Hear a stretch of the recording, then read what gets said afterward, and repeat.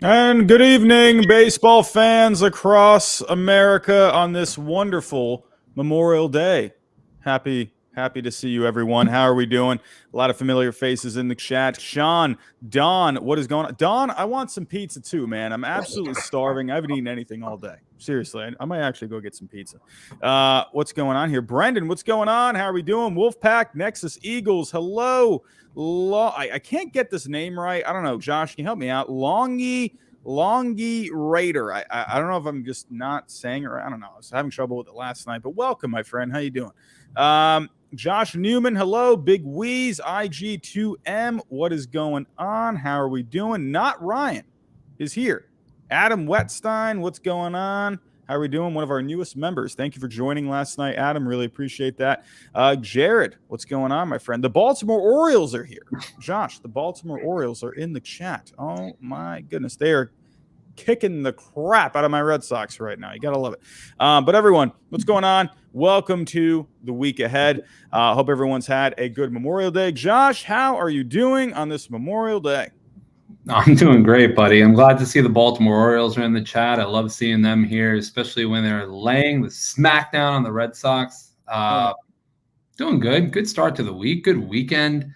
Nice long weekend. I hope everybody had a nice long weekend. For you kids that are out of school, don't talk to me. You guys have a nice long summer, so enjoy it. And you have a nice long summer. I got to go back to work tomorrow, so back to that. But anyway, yeah, great week, great weekend. Let's get it rolling.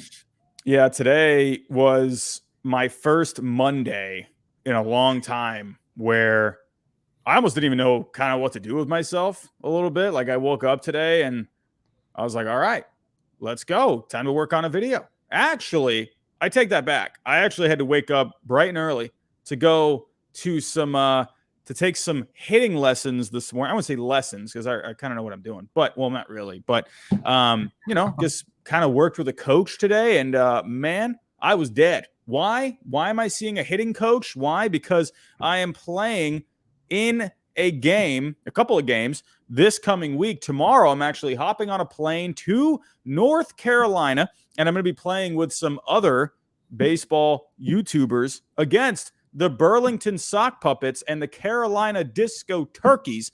I'm pretty excited about that. But yeah, my swing needs some work, and so I was practicing it today. I worked with a coach today, and I'm pretty dead, honestly, and I have not really eaten all that much. Anyway, but I'm excited for that. I don't know why I brought that up. My brain is completely fried right now. Anyway, but I don't know where I was going with that.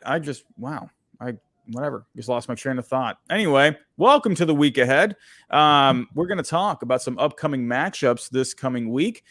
Pretty good matchups, honestly. We got some playoff previews this week, Josh, and I know we were talking about it a little earlier, but I mean, honestly, I think out of all of the Monday nights that we have done this, I feel like these few matchups, actually, I feel like probably the juiciest ones. We got the Mets Dodgers this week. We got the Yankees and the Angels. We got the Cardinals and the Padres this week. We got some fun matchups. You even told me the Twins and the Blue Jays. I didn't even notice they were playing this week. That's a really good one. Man, oh man. Good matchups this week. I'm excited for it.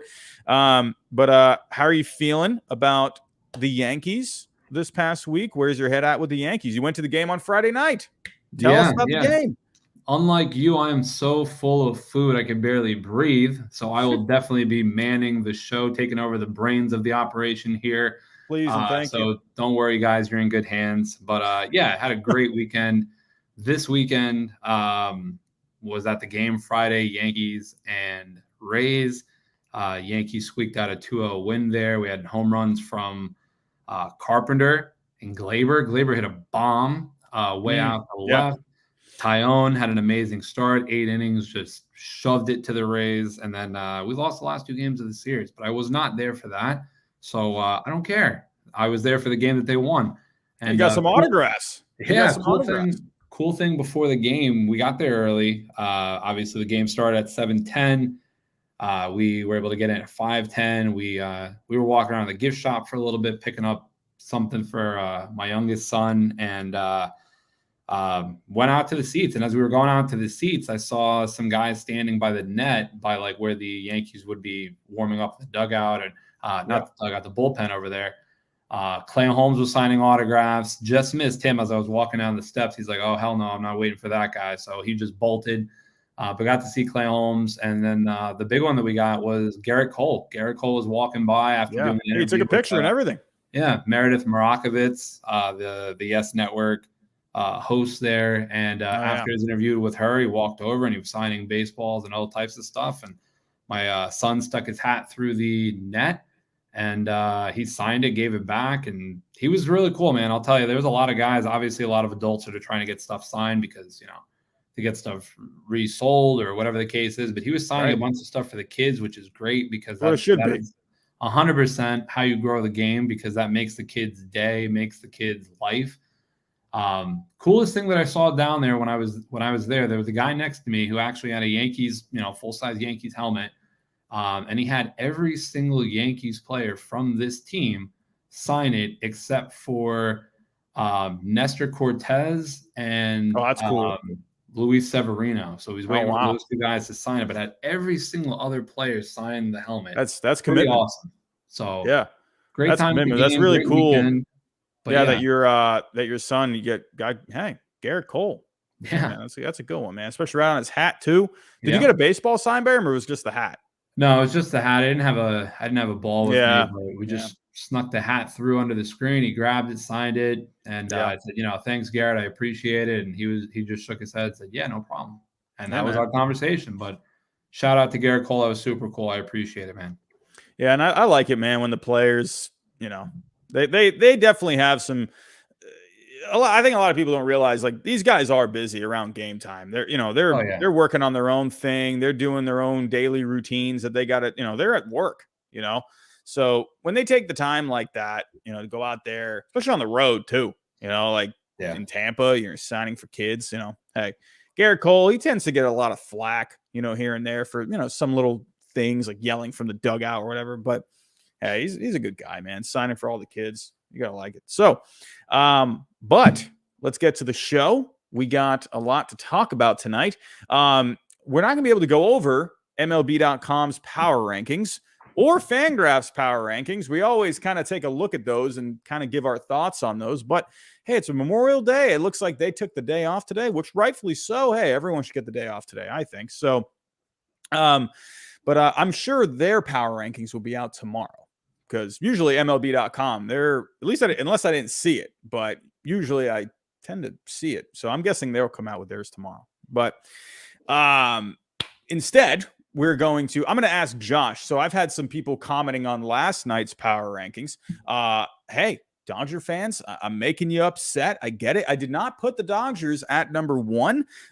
I'm keeping the Yankees at number 1 for now. So we'll talk to Josh about that in just a little bit, see his thoughts. Okay, coming from a Yankee fan, obviously, he might have something to say. We'll see. But it's funny because I had some Dodger fans, comment, because I had someone comment on that stream earlier. What I like to do, anytime someone puts negative comments on the video, if I find them funny, I'll get negative comments like whatever, like, oh, this. I don't agree with this, blah, blah, blah. But if someone puts a comment where they're trying to hurt my feelings, I always find it funny. And I just put it on Twitter. And sometimes I'll even pin the comment on the actual video. So it's like, well, all right. Okay, well, hey, we're gonna see what other people have to say. So, but Dodger fans, they actually said, hey, I'm all right with number 2, So, and I had Yankee fans, agreeing, disagreeing too. So we'll see what you have to say in a little bit. We're going to talk about the Phillies and the Angels. Tough weeks lately. For a tough week last week for the Angels, but the Phillies have been kind of slumping for what feels like a little bit now. So we'll talk about those.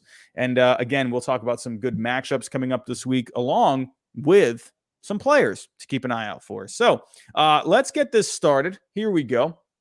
Let's kind of just jump in really quick about the Angels and the Phillies before we get to, the matchups and whatnot. Let's talk about these two teams where they've had, again, like I just said, some tough times. The Phillies just, walk-off loss last night. They've been losing a lot lately. The Angels getting a sweep at home against the Blue Jays. I mean, this Blue Jays team is hot. So, I feel like we've been seeing some of these teams that are just getting hot.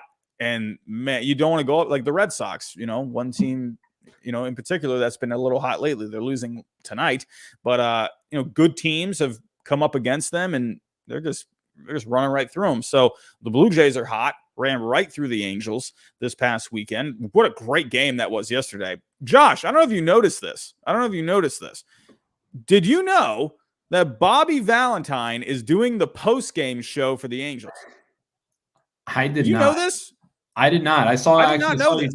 I saw you tweet that out last night, and I had to look it up for myself because I was saying there's no way.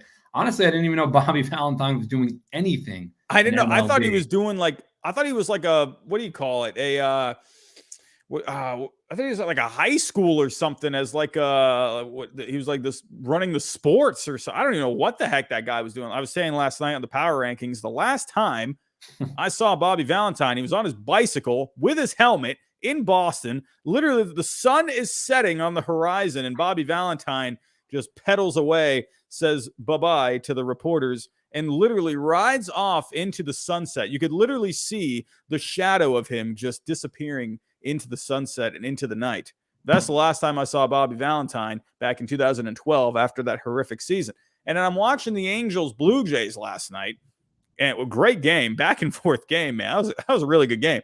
And goes to the post-game show. There's Bobby Valentine. I'm like, what?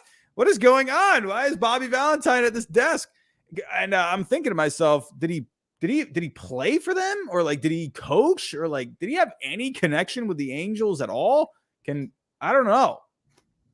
Does he? Not that I know of. I mean, not that I know of as far as Bobby Valentine having any connection. That's kind of funny. He's the most random guy, I swear. Well, if we actually go here, okay, so all right, now I'm seeing maybe where the connection is. He played for the California Angels for a few seasons. 1973, he was actually pretty good in it was only 32 games. He hit 302 over 32 games. He played in 1974 for them, along with half a season in 1975, and then he got traded to the Padres. So, okay, that solves the mystery a little bit, because I'm thinking, what? But all right, now I can understand it a little bit. But a couple of seasons, I don't know. Sounds like he needed something to do. Anyway, the Angels and the Phillies struggling lately. Let's kind of dive into this. Which team are you more worried about? Would you be more worried about the Angels or the Phillies at this point? I'm not worried about the Angels at all at this point. I mean, as far as them, like I talked to you before we were jumping on here, I would not be surprised to see the Angels win this upcoming series against the Yankees. I feel like they've got some momentum on their side. I feel like you're going to see Shohei pitch in this series. Mike Trout, I always love him when he's tweeting out like the airplane emojis and then the next city he's going to. He's from the Northeast. He's from New Jersey, so it's always nice when he goes home. He was a huge Derek Jeter fan, so I know he loves playing at Yankee Stadium. I think the Angels are fine. I'm not worried about them at all. It's 100% the Phillies. But the Phillies, like we talked about last week, the only reason why I'm even remotely worried about them is just because of the fact that they're playing in the same division as the Mets. And again, they're not making up ground on what the Mets are doing. Again, the Mets are not having an awesome week. Mm-hmm. They were not doing anything crazy this week as far as like wins and losses. They were 7-3, so I had a good week. But the Phillies, 3-7. So they're extending that games back margin further and further and further back. Right. You see the Braves as well going 6-4. Braves are 2 games under 500. The Phillies are 7 games under 500. So they're scuffling at the moment.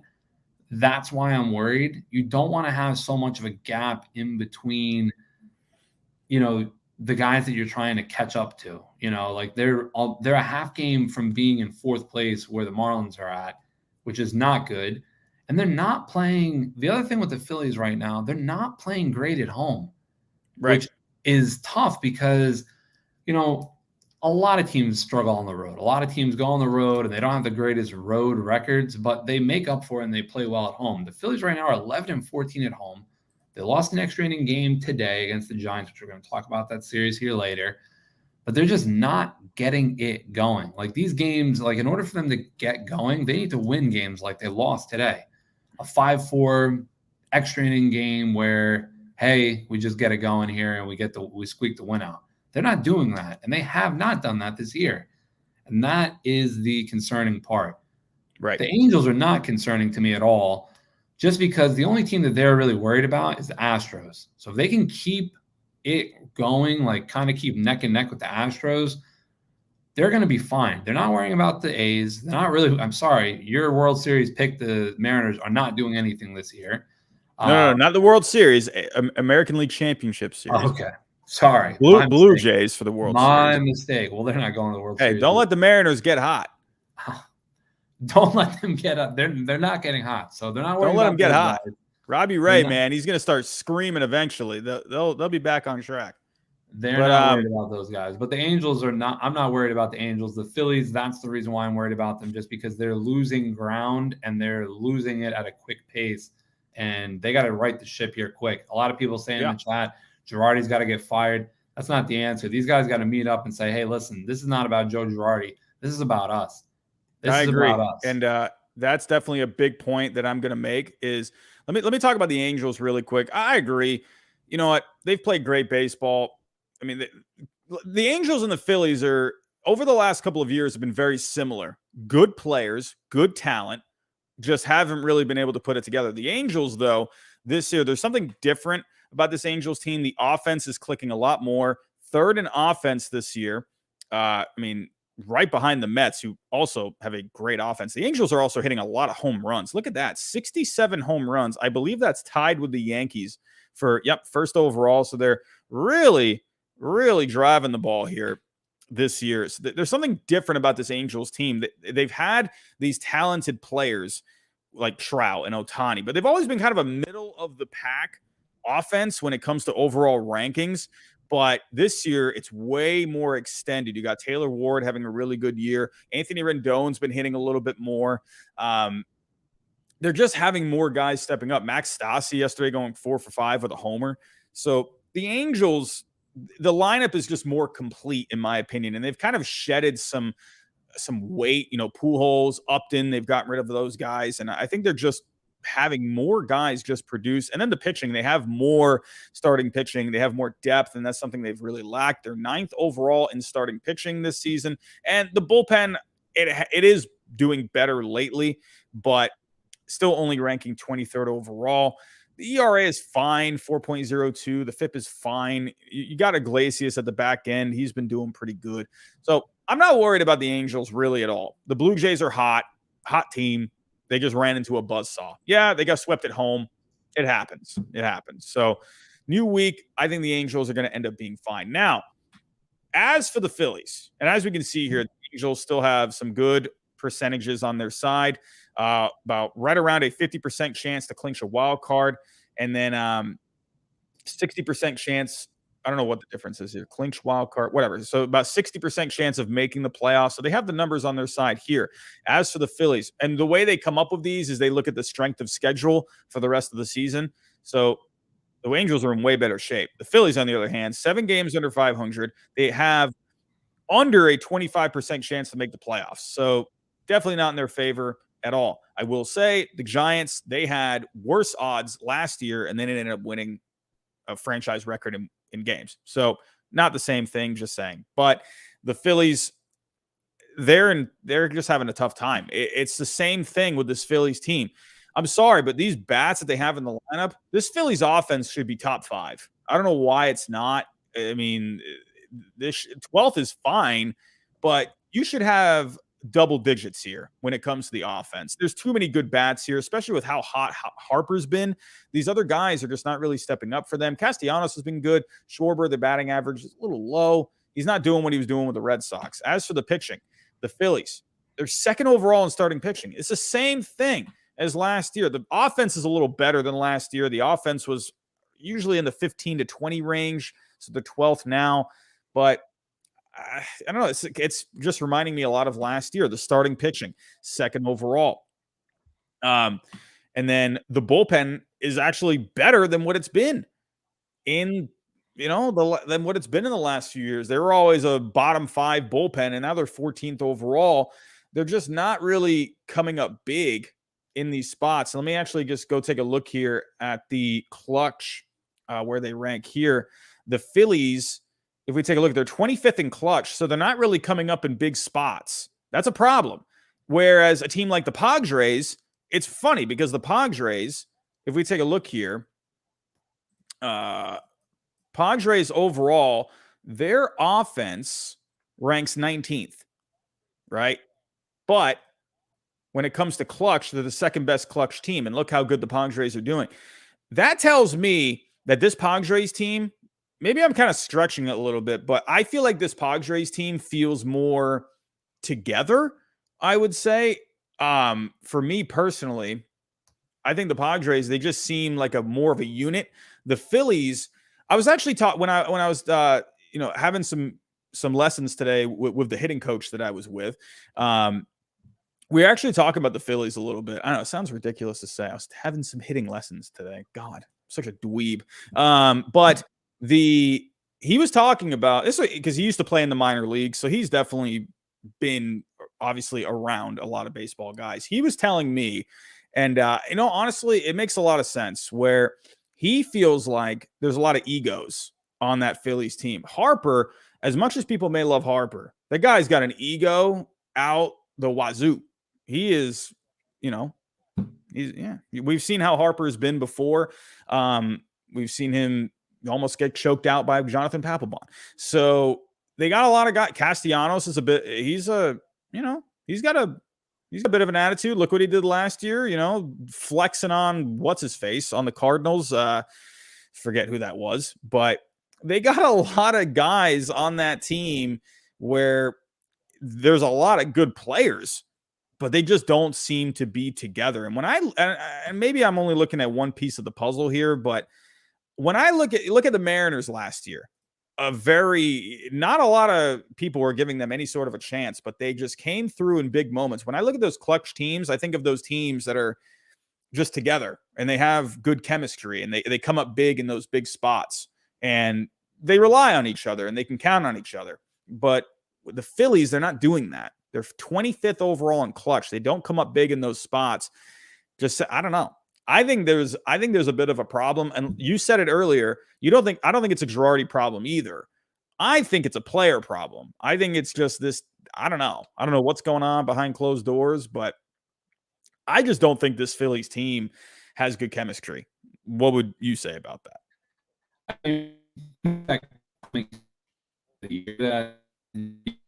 Hold on, Josh. You're cutting out a little bit.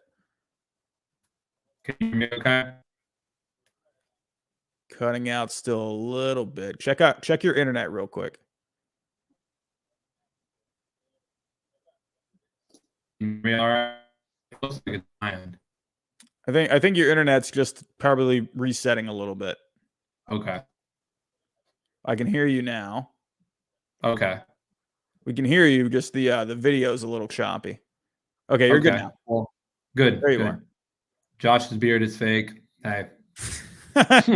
Come at me. Honestly, it is looking a little more thick this week. Every week, it's just getting thicker and thicker. It's getting there. It's getting there. But anyway, yeah, the Phillies, the defense, we all knew that was going to be a problem coming into the year. The offense, the offense was going to have to pick up for it. But I'll say this, egos aside, I mean, when you're on a team, I don't think these guys are really putting that into play. I think it's just like, hey, you got to have that mentality, like, next man up. You got to have the mentality of like, hey, we're in this. This is a team. Again, I feel like if they haven't met, they got to meet and say, listen, guys, we just had an awful 10-game stretch, 3-7. We're losing ground.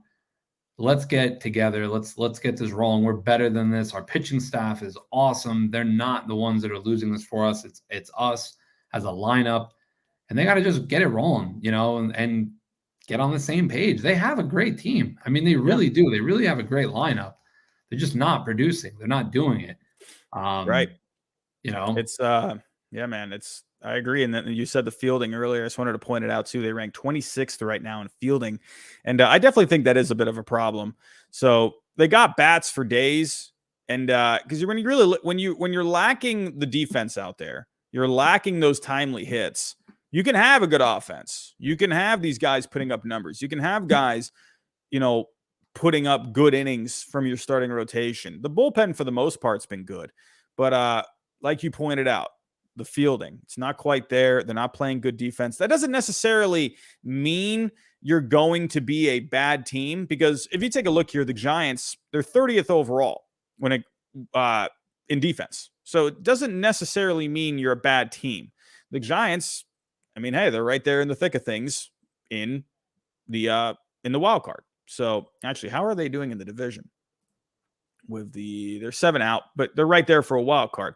So doesn't necessarily mean you're a bad team, but I definitely think it's not helping them really at all. So I think they're lacking the fielding, they're lacking the clutch hitting. I don't know. I don't feel great about this Phillies team, and a lot of people are, it's just kind of what people do. They look for the scapegoat, and usually it's the manager. It's always the manager, and I'll say it. I mean, there's something he's not doing, and I'm not saying it's his fault, but there's just something not there. It's just something's not working. I don't know what it is. I'm not, an expert by any means. I'm just a potato that sits at my desk, but we saw this a little bit. You saw last year with Aaron Boone. It's not necessarily the manager. Sometimes you could use a different voice, but look at the Yankees this year. Obviously, Aaron Boone back in the fold. So a lot of people were calling for Aaron Boone's head last year. So, I mean, even you weren't really a big fan of him sometimes. Sometimes, I remember you went back and forth a little bit. Sometimes you were like, oh my God, get this guy out of here, send him to the sun. But then there were days where you felt like he wasn't doing a bad job, and the players just need to step up. That's where I just think the whole organization needs to find a way to get it together. And I don't know if it's a personality thing. I don't know. But at least with the Yankees last year, the thing with the Yankees is that they weren't bad. They just weren't playing up to what people thought they were capable of. The Phillies are just playing bad. They're just losing a lot. So I don't know. What do you think here? You were a big fan of Joe Girardi. So do you think the Phillies, they'll eventually cut ties? Like, what would you say about this? Well, I mean, I am a fan of Joe Girardi, and I still am this year. I think he is a good manager as far as like what he is. And I think, again, like what you said, that it always goes to the manager. It always going to go to the leader. In that atmosphere, as far as like in that situation. Right. If they end up missing the playoffs, if they don't get in as a wild card, they're not going to win the division. But if they don't make the playoffs and they're like way out of it at the end of the year, then yeah, he's not going to come back. They're not going to sign him. They're not going to keep him on. He is going to go. But I think it's still early, and I think there's a lot of time. I think they could definitely put it together. I'm not writing them off 49 games into the year in a 162 game season and say this team's going to be completely out of it. Right. I just think they're at a point now where if they haven't already, they need to meet up and say, like, let's get on the same page. We've had a terrible start. We're 21-28, 7 games under 500, and just get it rolling, and we had a super chat in here we're going to get to in just a minute that obviously is talking about this, but the starting pitching is not the issue. The offense a lot of times is not the issue either. Funny thing was said this weekend in the Yankees-Rays game, and I feel like, Phillies rotation could maybe get in on this as well. They were talking, and they basically said it. Michael Kay was talking about it, and they were talking about it after the game as well with Aaron Boone, that the starting rotation for the Yankees said coming into this series, like, why don't we all just go 7 or 8 and like try to get to 7 or 8 innings and give the bullpen a break and, see what our offense can do. Yeah. For the majority, they were able to do it. Cole didn't go 7, he went 6, but Tyone went 8, Nestor went 8. Got a couple guys giving a little bit of length and getting the bullpen a rest. But if the Phillies can end up doing something like that and get their starters going, a couple starts in a row, 7 innings, give the bullpen a rest, get it to the better arms in the pen, and maybe just get some timely hitting, get the, clutch going there a little bit. Right. We could have a different conversation in a week or two. But it's far from over for them. Is it a time where I'm concerned? Is it a time where I'm saying they need to maybe get it together? Yeah. Yeah. June is going to be a big month. And a lot of the times, teams that are struggling, I remember this with the Red Sox in 04. They played pretty well out of the gates, and they were kind of slumping a little bit. But then all of a sudden, when they traded Nomar, and then they went to a new month of August, and then sometimes I remember Kurt Schilling said this. Sometimes just a new month, sometimes just can cure a lot of things. And so let's see if that happens for the Phillies in June. There's too much talent on this team to where they should be playing like this. I'm going to give them another month. I'm not ready to write them off just yet, but like you said, I am a little concerned. And Brendan DH, thank you for the $5 super chat. What will it take for the Phillies bullpen to bounce back? Trades, mindset, the magic of the universe? Hey, I'd say all of it. I think, just game planning, putting guy. Oh, look at that. Baltimore 10 and my Red Sox 0. Gotta love that, man. Oh man, please just kill me now. Brendan, I'd say a mix of all of it, honestly. I would say, could you maybe add someone? I don't think adding someone is necessarily going to fix things. It could help, but I think it just comes down to game planning. What pitches are you throwing in certain spots? How are you approaching certain hitters? They got good guys in that bullpen to where they're not doing bad this year. They've had a couple of spots where they've not come through, but I would say honestly, I think it's more, if I were to pick one of those, I'd probably just say mindset, honestly. And when I say mindset, I mean just how they're approaching games and how they're game planning. So what would you think, Josh? I mean, great question from Brendan, and thanks for the super chat here. I mean, magic of the universe, yeah. I mean, that needs to fall into line for anybody to really, It always helps. That definitely helps. Mindset, yeah. And will they pick up another reliever? We talked about that, I think, last week or the week before. I think so.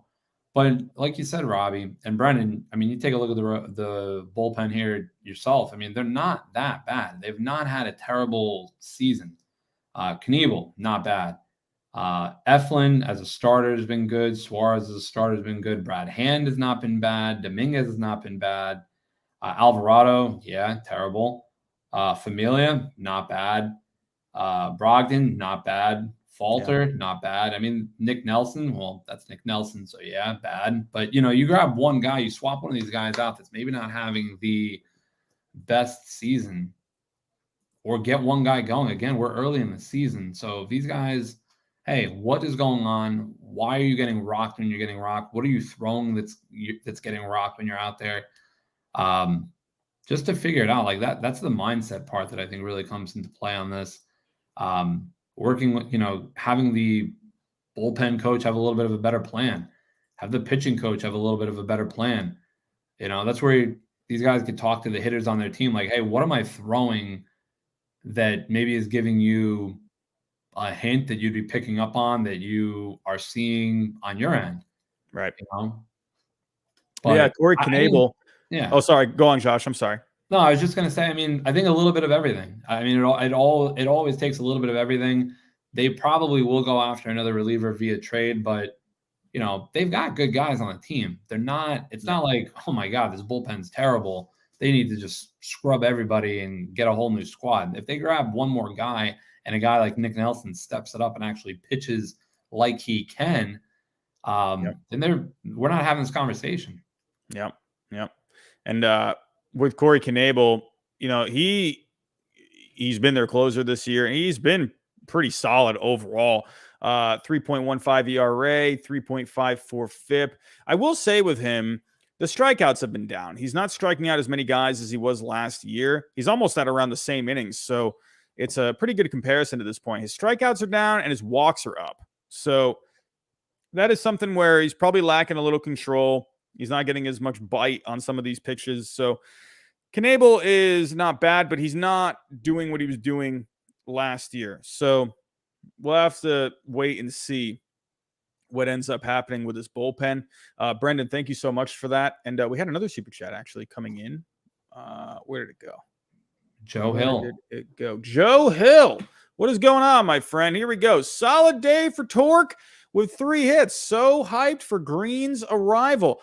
Also, Boris said, no way Soto gets dealt. Maybe a free agent signing in the future. So Joe Hill, I think you saw my video. I did a video on teams that I think would make the most sense for a Juan Soto trade. I'm not saying there's a chance he's going to get traded to any of those teams. I'm just saying those are the teams that I thought made the most sense. And it looks like, Joe, we might have a bit of a spoiler here. So if you haven't seen the video, go see if I did put the Tigers on that video and see what other teams I put on there too. But I will say, Juan Soto, I think the Tigers, if they really wanted to go after someone like maybe not Soto, but another impact kind of a player, I think the Tigers have the pieces to get it done if they really wanted to. Will they? I don't know. Probably more of an offseason kind of a thing where, remember, they made the big trade for Miguel Cabrera. I think they could do something like that again this offseason. Maybe not this season because they're kind of out of it.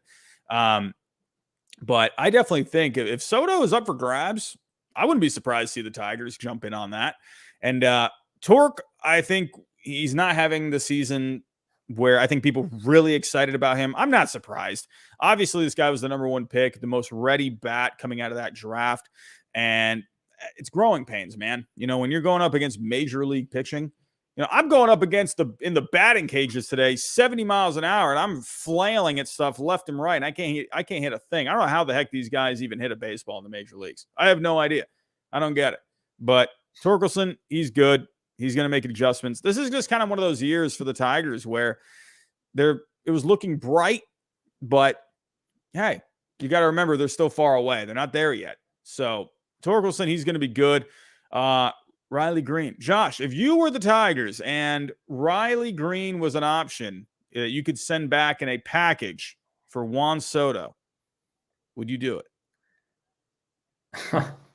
The number 2 prospect in baseball. There's not a lot of guys that I would not trade for Juan Soto, but I'll say this. If you're the Tigers, I mean, you got to look at it this way. The Nationals right now have Juan Soto, and they're terrible. They don't have a lot. They don't have a lot other than Juan Soto on their team right now. And if you're the Tigers and you're saying, hey, we would love to have Juan Soto, but we have to give up a lot of our young prospects and a lot of our young talent. Yeah. What makes you different than where the Nationals are right now if you're having to do that? If they said to you, like, yeah, we'll trade you Juan Soto, but you have to give me Torkelson, you have to give me Riley Green, you have to give me Casey Mize and Turnbull. Yeah. And maybe, you got somebody, all these pitchers there. All these pitchers and these young, and your 2 young studs that you have. Why would you do that? Rip your whole youth of your team, the guys that you aren't paying a lot of, guys that you have under control for years, for a guy that you're going to inevitably have to pay $50 million a year, or pretty damn close to it. Yeah. And you're going to have the same team as the Nationals. Yep. I mean, if I'm the Nationals and I know like Juan Soto's not going to re-sign with me, he already told me he's not going to re-sign with me, and I'm just going to say, hey, he's not re-signing with me, like a Harper situation. Like, Harper's not re-signing with us, and let's move him. That didn't happen. They probably should have done that. But if they learn from that and say, like, hey, we should trade Soto and get something back before he leaves, I don't see how that makes the Tigers any better than where the Nationals are right now if they're having to give up all of that capital. Yeah. Now, if you're asking me, like, should you do it? I mean, yeah, Juan Soto is the best baseball player right now by far in the league.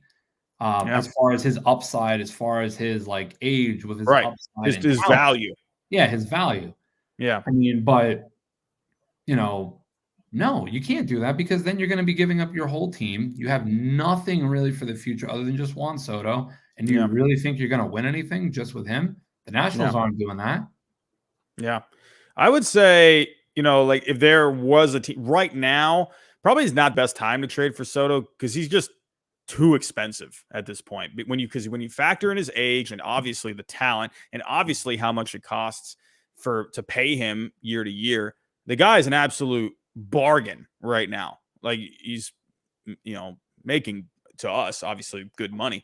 But compared to these other guys in the league, he's a complete bargain. And so that's why his value is so high. It's over $200 million of value. And I mean, that's more. Juan Soto is more valuable than most farm systems. That's just to put it, into perspective. So that's why I think the Tigers they would make a lot of sense because, yeah, you would have to give up, maybe not right now, but maybe when it gets closer to free agency, his value is going to start going down because he has less control. But I think the Tigers, yeah, like you could put someone like Riley Green in that spot. You know what you're getting with Soto. Like you know what you're getting at. So that's like the one advantage of getting him. Riley Green, as good as he is and as talented as he is and has as much potential that he has, you don't know what he's going to do. And so with Soto, you at least know what you're getting.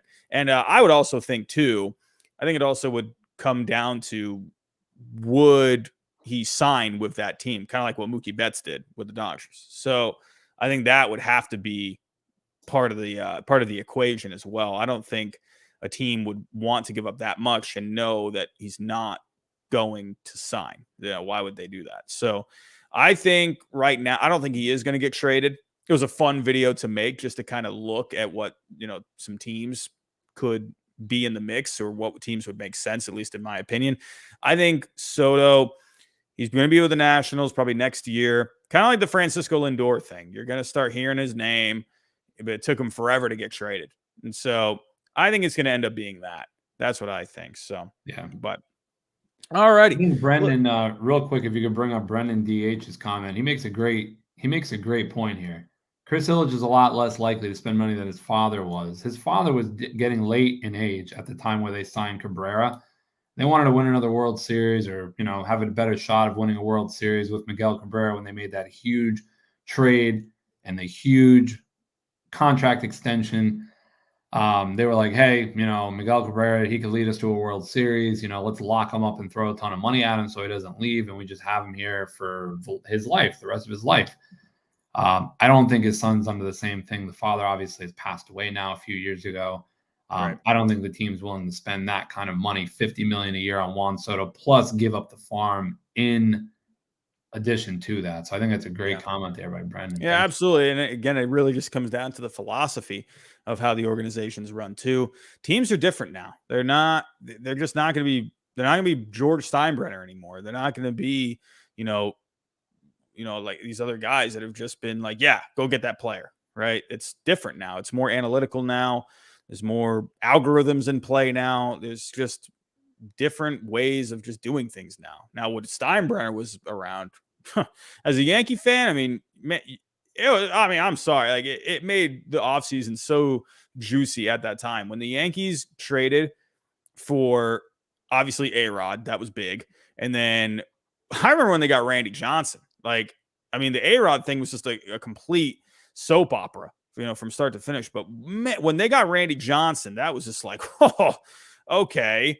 Like, please kill me now. Like, that was how that felt. And so still remember that 2005 opening night, rainy, cold night at Yankee Stadium, and Johnson just flinging darts, just striking out everyone that game. And then he had a bad back and then just sucked for the Yankees. Okay, moving on to the next topic here. Here we go. So let's get to the week ahead, shall we? But first, before we do move on, I just want to share and plug some things here. SeatGeek, Hyde is my promo code, $20 off for your first purchase. Also, don't forget about Prize Picks. Hey, NBA Finals right around the corner. Maybe you want to make some bets. Use my code GINGER for a 100% deposit match. So here we go. Let's go to also, hey, like I said this last time on Power Rankings, but I haven't really been paying attention to basketball because it's gotten too political for me. I've just not been paying attention at all in the last couple of years. But I remember we were watching the Celtics and was it the Nets was it Christmas? Was that Christmas? And I'm thinking like, I don't know, Celtics, man, they just always find a way to break your heart. They're not going to win anything. They're not going to do anything. And you know what? I'm still thinking that way. The Warriors are going to kick the crap out of them. The Celtics are just like, they are one of those teams. They could be so good when they're just together and when they're just playing, right? And they're just not doing anything just silly or whatever. They look great when they're great. Like, they look phenomenal. Like, no team can beat them when they are just playing their game, right? This Warriors team, I don't know, man. I'm thinking I got the Warriors in like 5. Like, is that just, I don't know. I think the Celtics will win one. I think this Warriors team, man, they've just been there. They've done that. I don't know. I think they're going to easily win it. What do you think? Before this gets into a basketball Yeah, we'll make this channel really here, quick, everyone. We'll make this really but quick. yeah, I mean, I don't think it's going to be a 5-game series. I think it's going to go 6 I know or 7 nothing, so easily. my I think this predictions could are go 6 awful. or Don't listen to me. So. yeah, I mean, I think this could go 6 or 7 easily. To be honest, I mean, I think the Celtics have had I mean, both teams have had a hard road to get here, but the Celtics have probably had to beat the 3 best teams in basketball to They even did. get here. They did. They had to beat the Nets, they had to beat the Bucks, and they had to beat the Heat, who he took them to 7 games, and the Heat Yeah. the Heat made it look easy against the Phillies, who a lot of people are saying Phillies were gonna, I mean, excuse me, not Phillies, 76ers. Wait a minute. Huh? The Go on. 76ers were, Yes.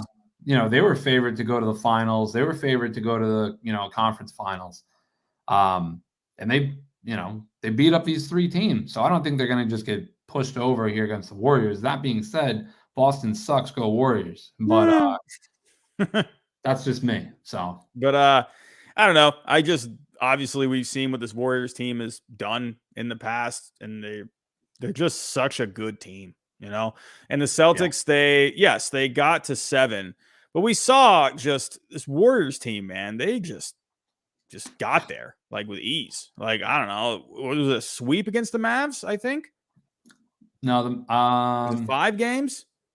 yeah. It was probably 5. It wasn't anything more than that. Yeah. Just the path. Yes, the Celtics have had a tough path getting here. I think they actually beat the Nets in 5, right? Was it 5 games or 6? But tough time against the Heat, the Bucks series. That's another thing too. I don't know. They've just been playing so much, and now you got to go up against this Warriors team who are fresh. And I don't know. Who knows? Maybe momentum will be on the Celtics side. We'll see. But I don't know. The Warriors, obviously, we've seen what they've done, and they just win championships. The Celtics, they're going to have to earn it. Now, I will say that they're not going to win. There's no way this Celtics team is winning this series easily. I just saw just a lot of mistakes in this series. A lot of times where it looked like everything was going good, and they just couldn't close it out. So we'll see. But moving on, let's pay attention to some series to keep an eye out for. So we got some great matchups this week. Let's just start off with the juicy one, the Mets and the Dodgers. Let's start off with that, because that could be a championship series right there, depending on how everything lines up in the playoffs. The Mets and the Dodgers, that is phenomenal. What are you thinking about that series? That's my number 1 series for the week, easily. That starts on Friday, so that's coming up here on the weekend. I know today's obviously Monday, but Mets, Dodgers in LA. I mean, again, like you just said, depending on how things line up, but it could easily be a championship series matchup. And boy, would that be a good one, especially if we were able to get DeGrom and Scherzer healthy at that time. Yeah. But yeah, it's going to be a good series. Absolutely. And hold on, let me just pull it up right here. Where did it go? All right. So for game 1, you're going to have Taijuan Walker. And he's got himself back on track. He had a couple of rough starts a little earlier in the season, but he's been looking a lot better lately. And actually, you know what? Let me go pull up here. Let's go to the Mets. And let's go to the Dodgers. So going for the Dodgers for Fangraphs, this is what they're projecting. For game 1, it's looking like Tony Gonsolin, Tyler Anderson for game 2. And it's a 4-game series. Game 3 is going to be Walker Buehler. Ooh, so I wonder who's going up against him. And then game 4 will be on Sunday. So I would imagine it should be Urias. That would be Urias. So believe it or not, that is not the Sunday night game on ESPN. This game's at like 4:00 on Sunday or something. How the heck is that not the game on ESPN? Who's playing? I don't know who's playing on ESPN on Sunday, but good grief. This would have been a great game to have unless it is on ESPN. I don't think it is. Maybe it is. I mean, but it's fun. It's at 4:00. So I don't know. But going for the Mets, Walker's going to go game 1. And then Bassett will be game 2, and then Peterson on Saturday. So that'll be against Bueller. And then Carrasco, or did I get that right? Bueller on Saturday, and then Peterson on Saturday. And then it'll be Urias and probably Carrasco on Sunday. Yeah. So that's a good matchup. Not any stud matchups, Obviously, we got some good pitchers going, but not really against each other. But I think right now, this is an amazing series to me because the Mets are just playing great baseball, obviously. Walk-off win last night. They're actually killing the ball tonight. They've scored 13 runs against the Nationals. And they're just playing great baseball. And the Dodgers, they have now the best offense in all of Major League Baseball. These are the top 2 offenses in the game. This is a great matchup. I can't wait for it. I'll definitely be watching it. And while I'm Ubering on the weekends, I will definitely be listening. Especially if my Red Sox are losing 10-0. So, man, kill me on that. Come on, are you kidding me? 10-0 tonight. It's like you're playing great baseball lately, and you just a dud. The Orioles, I can't stand this Orioles team. They drive me insane. I can't do it, man. I hate the Orioles. We had about 50 comments in the chat here as that was happening. Had a little smirk on, but yeah, a bunch of people were saying Orioles, Orioles, Orioles, Orioles, Orioles, and yep. You just were not paying any mind to it. So I give you credit for that.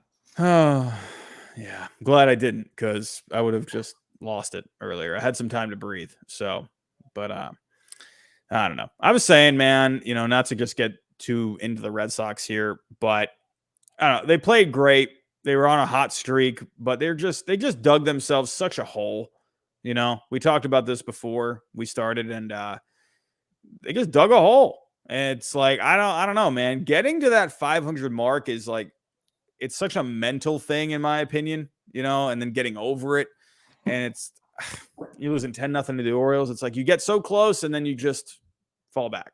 So I don't know. Anyway, my Red Sox suck tonight. So the next matchup, what was your next matchup? Well, the next matchup I think we were talking about was Yankees and Angels. Yeah, let's pull that up. I think this is a good matchup for a couple of reasons. Number one, Shohei, Trout in New York. We talked about Trout, obviously, New York from New too, Jersey. Yeah. And the big thing for me that's pretty cool is tomorrow it's going to be Syndergaard pitching against Montgomery. Yes. And Syndergaard coming back to New York. Obviously didn't play with the Yankees, but back in the city of New York where he started and,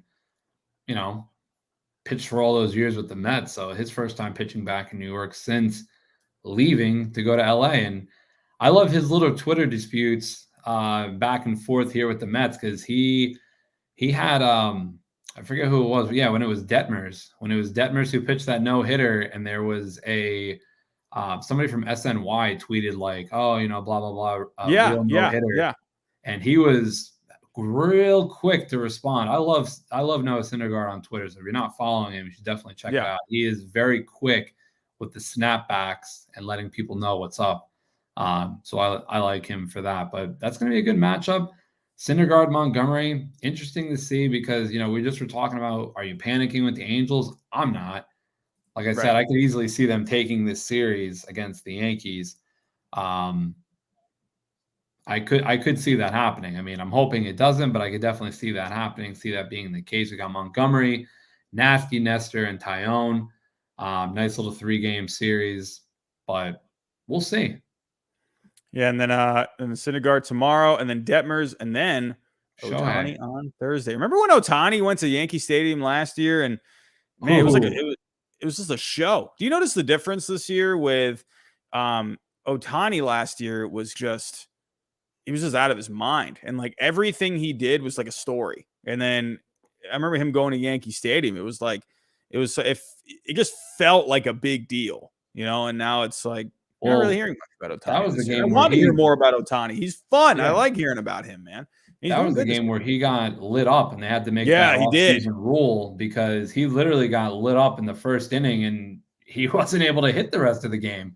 He was pitching. He was starting that night, and they had him in the obviously in the lineup, Yeah. When he got taken out of the game, they're like, well, that's it. So he didn't hit the rest of the game. It Yeah, was I like, remember that. But it was such a big deal what? going in.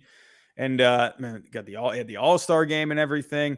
So I don't know. But that should be a good series. And I think this is gonna be, I would actually say, an important series for both teams. The Yankees splitting with the Rays. I'm not saying that's a bad thing, but you would like to see the Yankees start, getting back to winning some series. And this could be a possible playoff preview. Absolutely could. So I had it's funny. I had the Yankees and the Angels in my ALCS prediction for last year. So who knows? Maybe Plus that'll happen one this more year. one more thing before you move on. We got a couple other ex-Yankees coming back into town. We got Andrew Velasquez, Squid, Ooh, and I saw a good play from him and yesterday. Tyler Wade. Tyler Wade's Ooh. coming back. So two former Yankees shortstops. There was a lot of funny things on Twitter in the offseason when they got signed by the Angels. Mhm. They're coming back too. So it'll be nice to see those guys back. I know they're huge.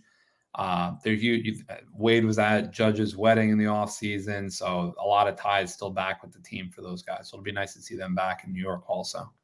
Well, Tyler Wade he has come crashing down. He was off to a hot start, but yeah, not really doing too much lately. However, Angel Velasquez, he is playing some good defense, so I'll give him that. He was hitting really well, but it looks like this guy's just hit nothing for like a couple weeks now. Went 2 for 4 a couple of nights ago against Toronto, but his defense has been really good. So that is something the Angels really needed. Their defense at shortstop last year was really bad. So having Velasquez here, even despite a low batting average and whatever, I mean, would you like an upgrade there offensively? Sure.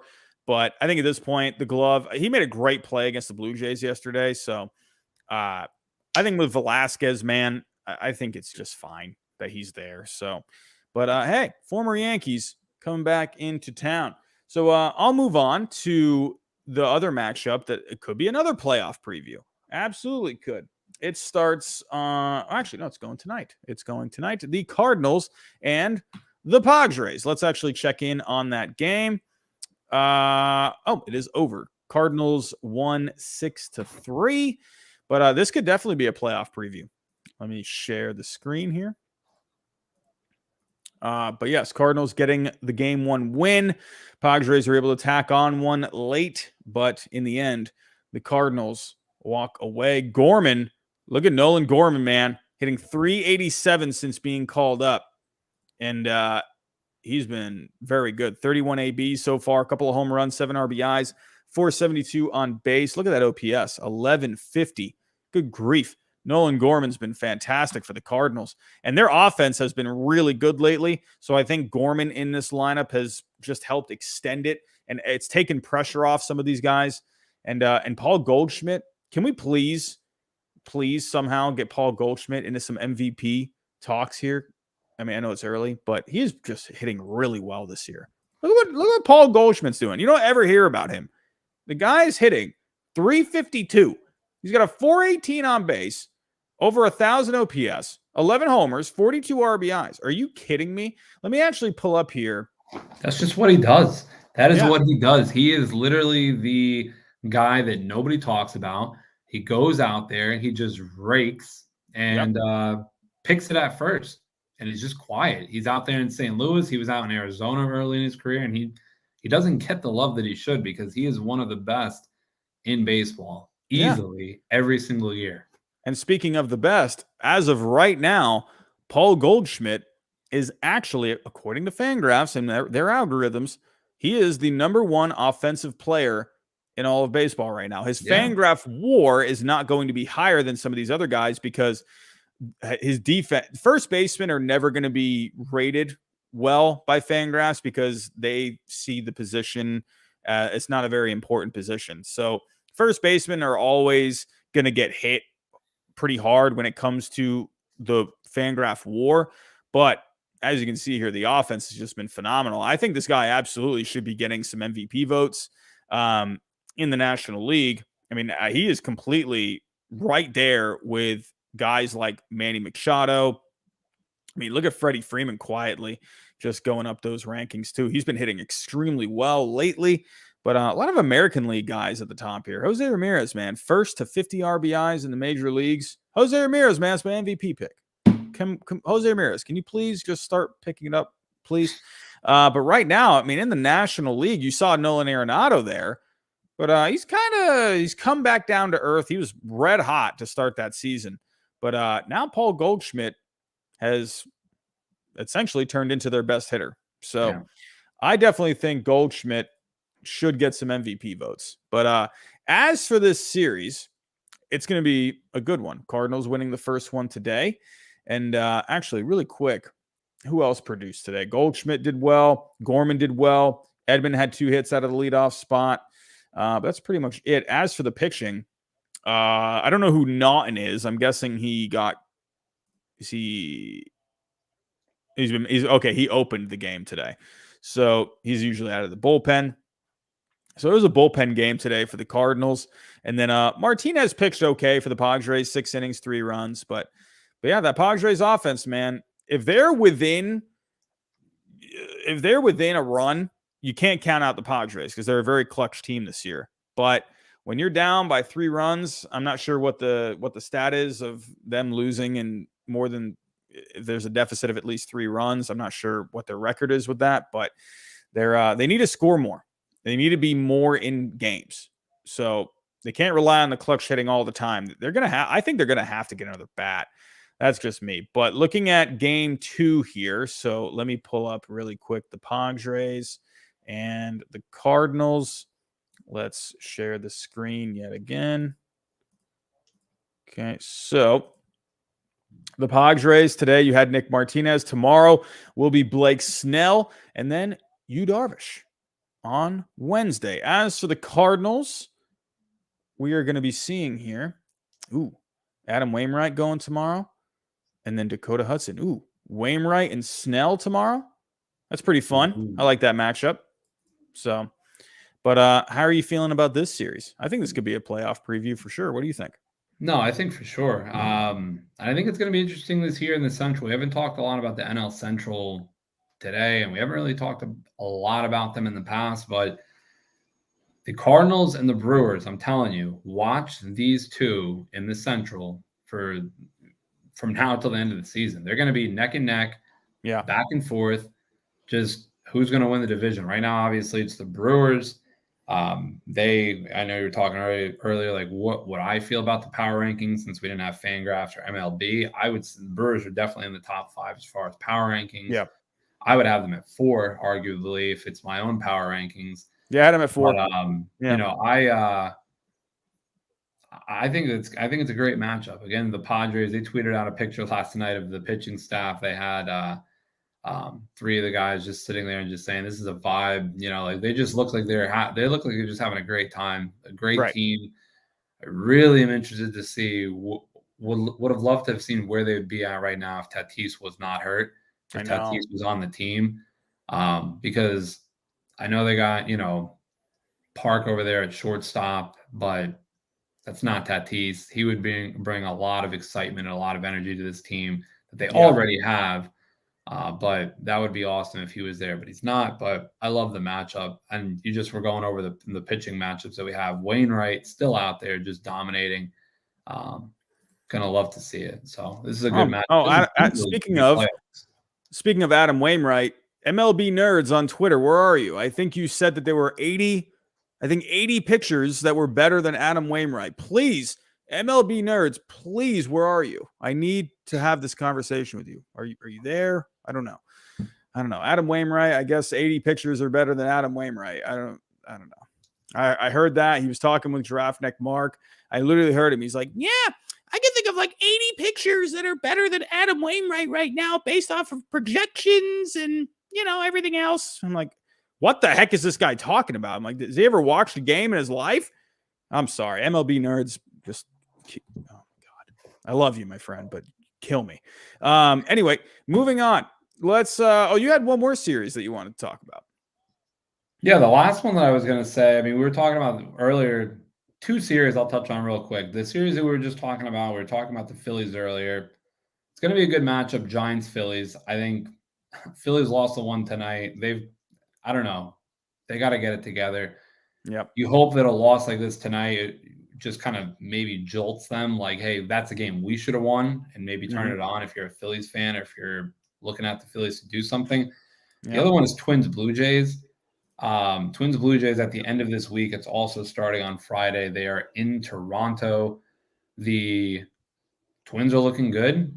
Blue Jays are looking good. I think they have the identical record right now, if I'm not mistaken. Yeah. And Good matchup. yeah, it's going to be a good matchup into the weekend. So a lot of good weekend matchups. I know we got a guy in the chat saying Mets, Mets, Mets. We talked about the Mets. The Mets are playing the Dodgers. That is one weekend Is that matchup. Odd Villain? And no, Odd Villain in the chat. Oh no, it was Brendan. And then Twins Blue Jays is another one that I'm looking at for the weekend. So I'm excited for those two. Yeah, let me pull up the pitching matchups really quick. So let me share up the screen here. Here we go. So the really quick, let's just do the Giants and the Phillies. So who pitched for the Giants today? That was Webb. Webb. Ooh, look at Webb That's here. your 3 boy. home runs, but 10 Ks, 8 innings. That's what I'm talking about. That is your That's what boy. I'm talking about. And then hey, actually Kyle Gibson pitched pretty good today. 6 innings, 2 runs. But that bullpen, man. It's Not bad. Knebel. Robbie, look. Familia, 1 inning, no runs. Yep. Hand, 1 inning, no runs. Knebel, Yep. 1 inning, no runs. That's what you want out of these guys. All right, he gave up one. Okay. Knebel gave up 1 run. And then Bellotti, I don't know who Bellotti is, but he had a good ERA coming in. But yeah, I don't know. Knebel 1 came run. in the 9th. So did he? Yeah. Was that a tie game? So hold on, it was 2-2, and then he gave up a run in the 9th, but the Phillies were able to tie it. So yeah, that was the Phillies were there. You know, they were in position to no, it was a tie game. Never mind. So it was a tie game, but you got to, if you're Knebel, man, you got to come in, you got to lock that down. And so I don't know. The Phillies, they did score a run there in the bottom of the 10th, but it just wasn't enough. So, but let's look at the rest of the series. The Giants, again, you had Logan Webb today, 10 Ks. You got Junis tomorrow, and then you got Rodon on Wednesday. So as for the Phillies, today was Gibson. And then Suarez is going tomorrow. Ooh, that's a good one. Nola and Rodon on Wednesday. It's a good matchup. I like that. So, but yeah, that's definitely looking like a good series. Hopefully for the Phillies, they just get back on track here. So let's really quick look at the Twins and the Blue Jays. Blue Jays are red hot. How are they doing tonight? How are the Blue Jays doing tonight? Are they playing? I was about to say, I don't think no, they're not playing tonight. No. Everyone in the East is playing except for the Yankees and the Blue Jays. So, but here we go. Blue Jays in this matchup, of course, you're going to be seeing good starting pitching, but Kikuchi's going to get game 1. Barrios will get game 2, and most likely Kevin Gausman for game 3. Yeah. And then for the Twins, hopefully Sonny Gray can get back soon. I think he is day to day at this point. He has a strained pectoral. I think he came out of the game yesterday. He had his best start, and man, then yesterday pitching pectoral strain. So saying here, according to the latest, he woke up sore on today, and he may need a trip to the IL.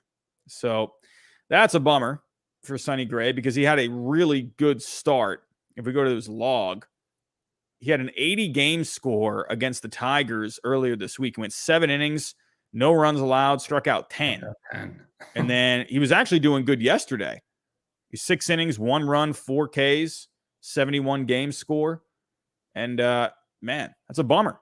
So hopefully Sonny Gray is not going to be out too long. But for the series against Toronto, as of right now, I would imagine, I don't know, because you got everyone's lined up. So Cole Sands there's a double header tomorrow with the Tigers. So I'm not sure how they're going to approach this because that would be Gray would be lined up to go on Thursday if he went yesterday, right? Monday, Tuesday, Wednesday, Thursday. No, he would have been lined up for Friday.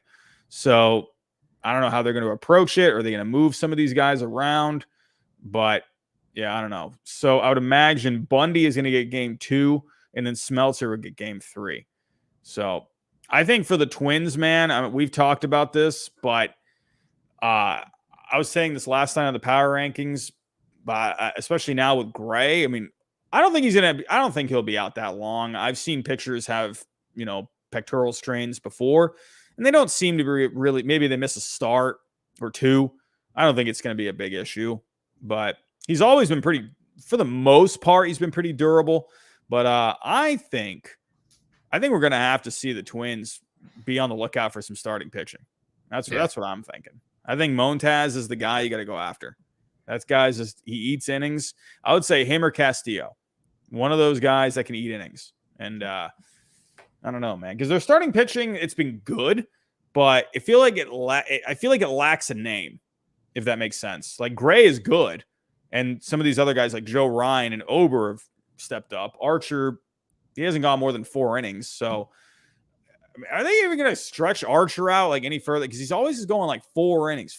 So I don't know. But I think they need a guy. If they're going to go to the playoffs, like if I got Sonny Gray going game 1, I mean, Joe Ryan's been good, but you don't know what he's going to do in the playoffs. That has always been the Twins thing, is like, who is going out there for the beginning? It's almost like the Blue Jays situation every year. Is like, okay, great. The Blue Jays have a good bunch of good starters, but who's their ace?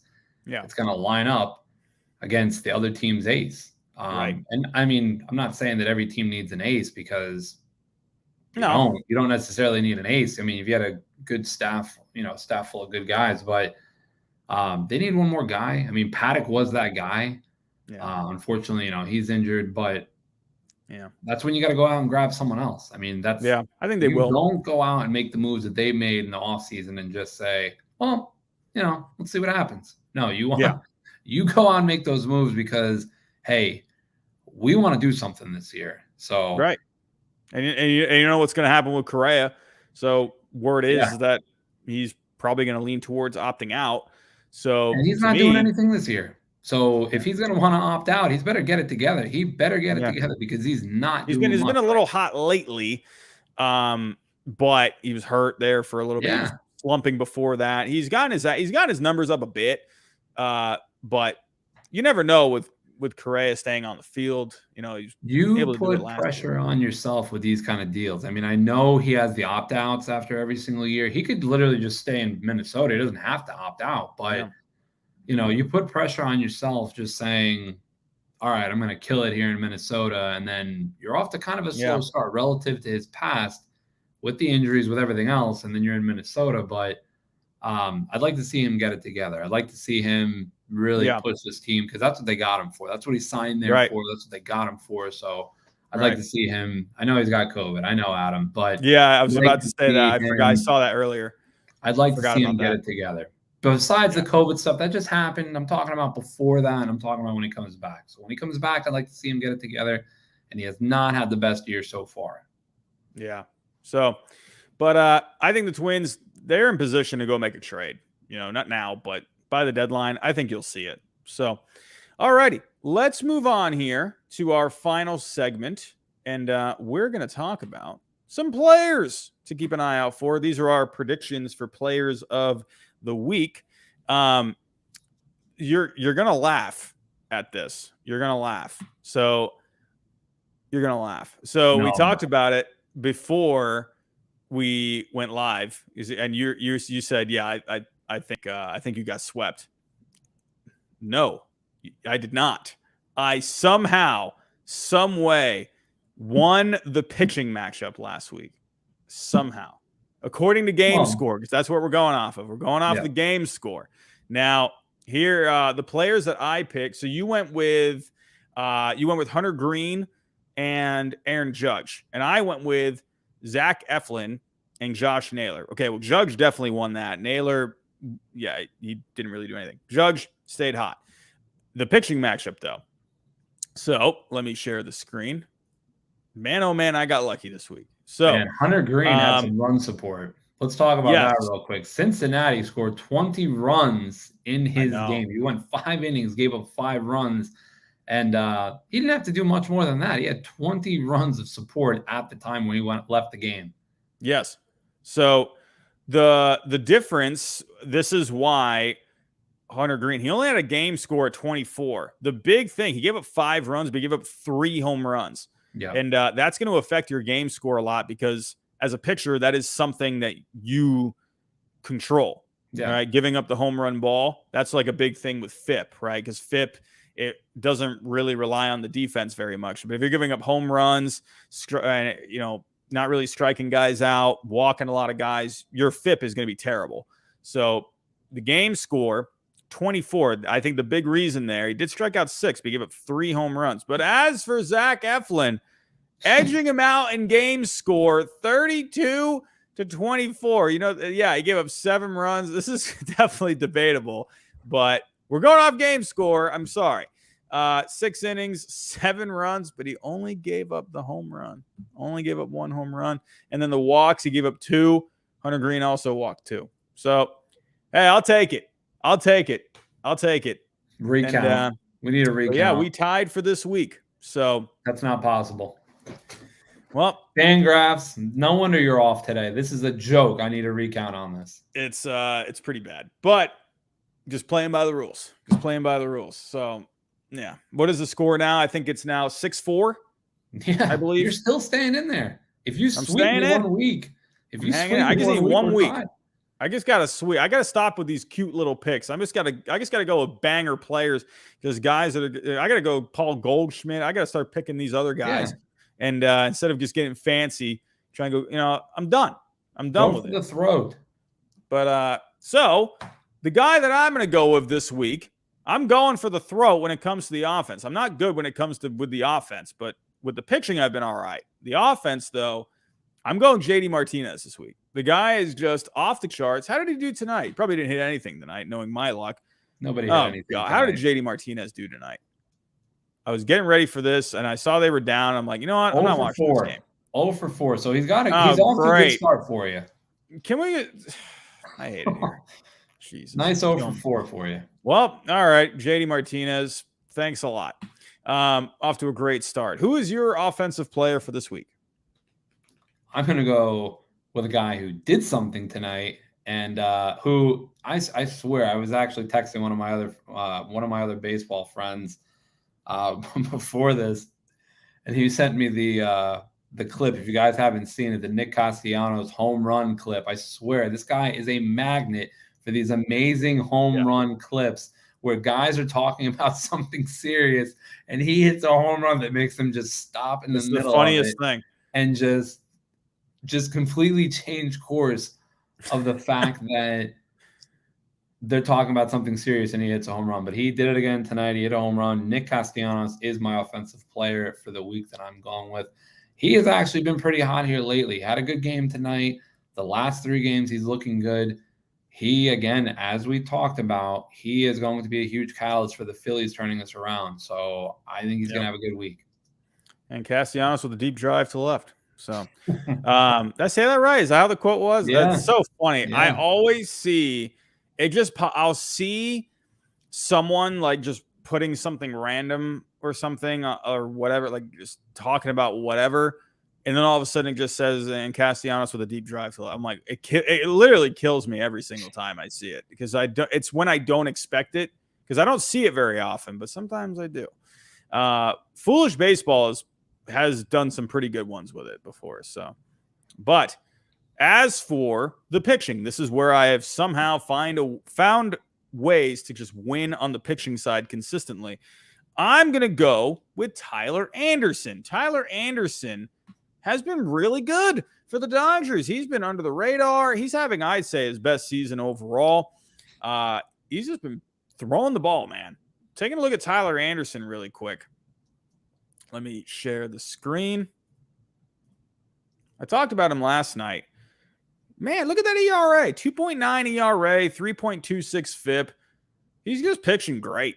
Every time he's going out there, he's just awesome. I mean, look at these game scores. He had an 85 game score against the Nationals back on the 23rd. 8 innings, 8 Ks. Yesterday against against the Diamondbacks, 6 Ks, 6 innings. He's been pitching great, man. Last 2 starts have been really good. He's had some couple of decent starts here and there. But overall, man, this guy's been really good. That's my pick for the pitching. Who's yours? No, as we were talking about before the stream, Tyler Anderson was one of these guys who he was on the Mariners. He wasn't really doing anything crazy the last couple of years. Always had this like mid-4, upper-4 ERA. He did not get signed until kind of late into free agency. The Dodgers went out and grabbed him. The Dodgers were like surprising to me. Yeah, the Dodgers went out and grabbed him. Funny enough, he signed after Andrew Haney. And Haney was a joke last year. And Anderson actually had a decent year. How's he been doing? Yeah. Where is he? Is he hurt? Yeah, he is. I think he's shoulder discomfort. Yeah. So I haven't heard of him in a while. Yeah, I think he was my pitcher of the week pick once. Yeah. I think he was my first one. What's going on with him? Slated to face some hitters today. Okay. So looks like Heaney is on the right track. But it's good for the Dodgers that they pick these guys up, man, especially Anderson, because who knows when Bauer is coming back. And if he's not going to come back this season, I would imagine. But Anderson, man, he's been a low-key, sneaky pickup for them. So IG2M, I see you in the chat, buddy. I'll tell you what, I'm trying to let Robbie kind of come back in because I've just been killing him every single week, or we've been tying every single week. Great. So I'm trying to let him come back into this. So I'm not going to pick Corbin Burnes this week, but I'll slate him maybe for next week. Even though Corbin Burnes is on my fantasy team, I see what he's doing, buddy. He's killing it. So I love Corbin Burnes, but I'm not going to pick him for this week. I'm going to try to make it a little bit more fair for Robbie. But I am going to go with another stud. I am going to go with the stud for the American League. According to fantasy, in our fantasy league, he's the number 2 starter in fantasy. Alek Manoah of the Blue Jays is going to be my starter, my pitcher for the week. He's going against the White Sox this week. In the earlier series, not the Blue Jays Twins, but the series before that, I think he's going to have a good game. And that's going to be my pick for this year. He's having an amazing season. Check out his stats. His ERA is what, in the 2s? This year, 1.77 ERA and 3.14 FIP. Very good numbers. The strikeouts per 9. He is, not a lot of strikeouts actually from him, but he's keeping the walks down, so that's good. Yeah. So the strikeout to walk ratio is good, but he had a really good start against the Angels over that last series. 9 Ks over 6. His best start this year came against my Red Sox. 7 innings, 7 Ks, 3 hits. 1 walk allowed, so that has been his best start. He was really good against the Reds. A couple starts ago, 73 game score. He always pitches well against the Yankees. Check him out against the April 11th had a 71 score. On May 3rd, he had a 64 score. I mean, 6 innings, first start of the season. Yep, good against them again. Yeah, in Toronto on the May 3rd, earlier this month. So he's just putting really solid starts together. So he's not like blowing guys away when it comes to like strikeouts and everything. He's just pitching really good, So you can see with the FIP, 3.14 FIP. Again, he's not striking out a ton of guys, but he's not walking a lot of guys either. But he's not like having these flashy stat lines. They're very good stat lines, but that is the difference between the ERA and the FIP. But the guy is just going out there and just getting the job done. How many wins does he have? I'm not really too big on the wins, but he's at 5-1. So he's just getting it done. I like that in a guy. Like sometimes I don't really need to see these flashy advanced numbers. I just like these guys. They just go out there. The defense is working behind him. They're just getting the job done. I love all these, advanced numbers and whatnot, Baseball Savant and Fangraphs, but I still very much appreciate when these guys just go out there, If Rich Hill goes out there and goes 6 innings, gives up a few hits, strikes out 2, I'm just as thrilled about that as a guy going out there and striking out 15 over 8 innings. Okay. Like Sandy Alcantara, did you realize 14 strikeouts this past weekend over 8 innings? Holy cow. When I saw it, I was like, wow. And then I brought it up again last night. I was like, wait, let me just go back and look if I just read it right. And then, yeah, he had a heck of a start, man. But he's another one. He anyway. gets overlooked because he's pitching in Miami, and he Right. does not. If he was pitching in a market like Boston, like LA, like New York, like Yeah. even Chicago, he'd be all over it. He'd be Yeah. Cy Young candidate. He would be talked about nonstop. But because he pitches in Miami Right. for the Marlins, he did the same thing last year. He's been dominant the last couple of years, but he doesn't Yeah. get the attention because he pitches for the Marlins. Right. Right. But, well, everyone, that is all we have for tonight. Josh, any last words before we get out of here?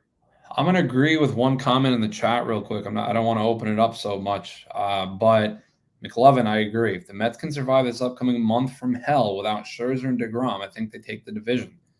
I agree, buddy. They're 9 games up against Atlanta. We've been talking about this for the last couple of weeks. So I'm going to talk about the Mets real quick before we leave, because I know we had some comments earlier saying we're not talking about the Mets. We're not talking about the Mets. Believe me, I see what the Mets are doing. They are doing incredible things.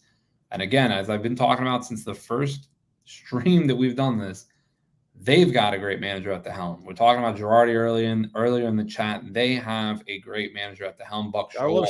He is the difference. He is the difference. But I will say this. I think they're going to survive this upcoming month. I think they're going to survive June. They're 9 games up on Atlanta. But if Atlanta and the Phillies are going to do anything, this is the month to do it. You have to do it when this team does not have their ace and their ace A in Scherzer. And you got to do it. And they're not. And if they're not going to do it, then yeah, the Mets have this. True test of a month for them. And I think they're going to be fine. I think they're just playing great baseball. They seem like they're just together. I think they're going to find a way. They got more depth. That's just the big thing. They got more guys that can just step up for them. And they didn't have that last year. They were top heavy. But when those guys started falling and Lindor was struggling, they couldn't last. So different team this year. But yeah. All right, everyone. We're going to get out of here. I got to go start packing. I got my flight tomorrow to North Carolina. We're going to go play against some Burlington sock puppets. My goal for the game is just to try and foul tip a ball. If I can just foul tip it, these guys are going to be pumping 90. I'm going to be flailing the bat. I'm just going after it, whatever. I hope my goal for you is that you have some good footage that you could play next week when we're doing this. So next week when we're doing this, I want to see some footage. I'm going to be honest with you. Yes, because like all these other baseball YouTubers are going to be there.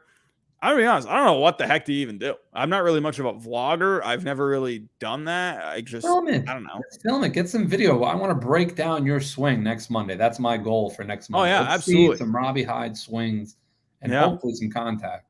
I actually got to go. I got to go to Best Buy tomorrow or Walmart or something. I got to go get an SD card because the way I use my camera, I basically use my camera as like a webcam, basically. Like the way it hooks up to my computer, it's basically a webcam. So I don't have an SD card. So I kind of thought about that. I was like, well, I guess I'll bring my camera. Or I could just go the iPhone route, whatever. Yeah. Just go that way, maybe just keep it easy. But I don't know. Why not? I got the camera. I might as well just use it. But then again, I'm me. I'll find a way to break it. So that would be brutal. So actually, you know what? I might just actually keep the camera. I'll just use my phone. I don't know. Use the phone. Come on. But yeah, what I would like to do, I was doing some interviews there for a little while in the off season. I would like to just ask these guys questions, just kind of pick the mind of Fuzzy a little bit. Draft Neck Mark, what the heck is going on in that head when the Mets are winning and losing? I got to know. I got to know these things. So it's going to be fun. It's going to be a really cool experience. Just meeting these guys, it's going to be fun. And then stepping in the batter's box against these professional pitchers, and they're just going to make me look silly. It's going to be a good time. So, but that's all I got. I got to get out of here. We got to start packing. Josh, I know you got to work in the morning, but everyone, I want to, oh yes, Wardy, Nexus Eagles. Wardy is going to be there too. So he posted some pictures on his Twitter in his uniform. In case anyone didn't see, Josh, I don't know if actually you've seen it. You don't show me anything. I got my jersey. Did you see the jersey? No, you don't show me anything. I don't see. I'm sorry. I guess I forget. Look at this jersey. Look at this thing. Oh man. Yeah, you like that? I like that. The melon heads. Hey, look at this. Ooh. Yeah, look at my name on the back. That's what I'm talking about. Just look at it. Just look at it. And look at the little melon head guy right on the side. Professional. You better get that after this game. You better get one of these bad boys and get the thing mounted up on. Mount the puppy up, buddy. Yeah, look. Get that on your wall. Yeah, I would love to get something like that, man. I've seen really cool setups with some of these other YouTubers, and like Tom Grossi is one. He does football, but that's where I've seen a lot of people compare me to him. Because he was a teacher and he does this full time now. He's got so much Packer stuff like on his wall. Huge Packer fan. Love that. All right, everyone.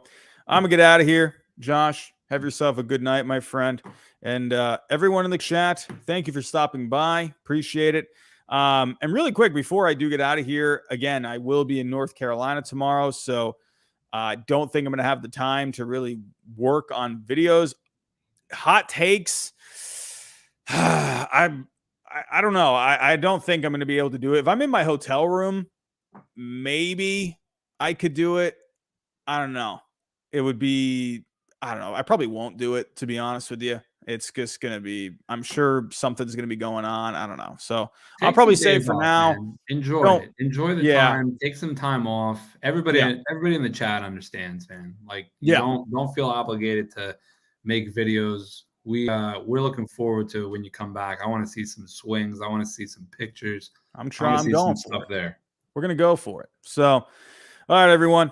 Have yourself a good night. Thanks for coming out tonight. And we'll talk to you next time. Good night, guys.